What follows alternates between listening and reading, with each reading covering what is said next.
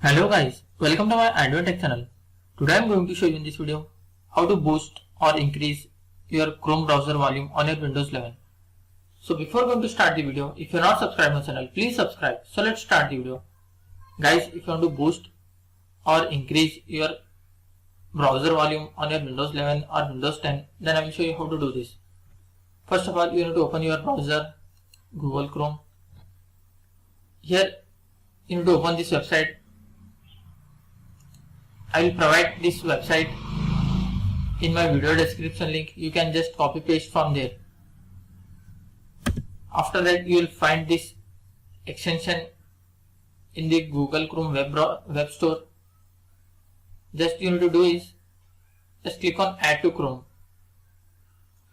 Just add extension, and you can see the extension has been added to the Google Chrome. If this doesn't appear here, you can just open it from here. Just click on three dot, click on more tools. You can see extension, click on extension, and you have to make sure that you have enabled it from here. If it disabled, just enable here.